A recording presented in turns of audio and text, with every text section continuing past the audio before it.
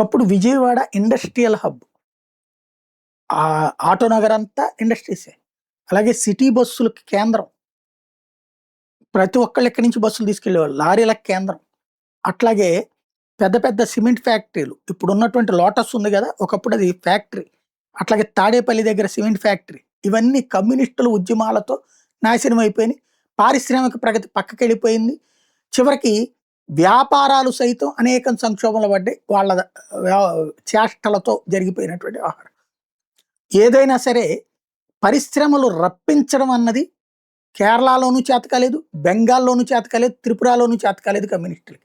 వాళ్ళు ఉంటే పరిశ్రమలు పారిపోతాయి అనడానికి సాక్ష్యం ఆయా రాష్ట్రాలు. అందులో బెంగాల్.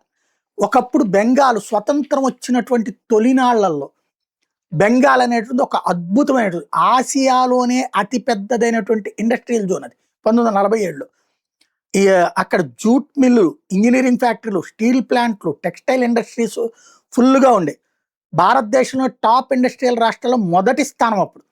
1960ల చివరి నుంచి లెఫ్ట్ ఫ్రంట్ సిపిఎం ఉద్యమాలు ప్రారంభించి అక్కడున్న పారిశ్రామికవేత్తలకు వ్యతిరేకంగా ఆందోళనలు చేసి కాంగ్రెస్ ప్రభుత్వాన్ని గద్దెదించడానికి కార్మికుల్ని రెచ్చగొట్టారు.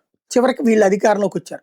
1977 నాటికి అలా రాగలిగారు. ఆ 60 నుంచి 17 సంవత్సరాల పాటు ఆ కార్మికుల్ని రెచ్చగొట్టడం, అదే సందర్భంలో ప్రభుత్వం అదిగో కార్మికుల యాజమాన్యాల పక్షపాతాన్ని రెచ్చగొట్టుకుంటూ వచ్చారు. 77లో అధికారంలోకి వచ్చారు వీళ్ళు. 2011 దాకా ట్రేడ్ యూనియన్లు రెచ్చిపోయి యాజమాన్యాలను బెదిరించడం, విసిగించడం, వాళ్ళకి లాభాల బదులు వాళ్ళ ఆస్తులే అమ్ముకునేటటువంటి పరిస్థితులు వచ్చేటప్పటికి మూసేసి వెళ్ళిపోయినటువంటి వాళ్ళు, వదిలేసి వెళ్ళిపోయినటువంటి వాళ్ళతో అది కాస్త సర్వనాశనమైంది. 2006, 2008లో చివరికి వాళ్ళ సీన్ అర్థం చేసుకుని నానో ఫ్యాక్టరీ లాంటి దాన్ని ఎలవ్ చేయడానికి ప్రయత్నించారు కమ్యూనిస్టులు. తీరా చూస్తే అప్పుడు మమతా బెనర్జీ రంగంలోకి దిగి దాన్ని చెడగొట్టింది. దాంతో నానో ఫ్యాక్టరీ ఇప్పుడు గుజరాత్కి పోయింది. ఇక్కడ ఒక వ్యవస్థని బాగు చేయడం చాలా కష్టం, నాశనం చేయడం సులభం అనడానికి సాక్ష్యం ఆనాటి నుండి ఈనాటి వరకు బెంగాల్లో ఇండస్ట్రీస్ పెట్టేందుకు ఎవడూ సిద్ధంగా లేడు. కమ్యూనిస్టుల రాష్ట్రం అంటే కేరళలోనే, త్రిపురలోనే ఎవడన్నా పెడుతున్నాడా? అదే వింత.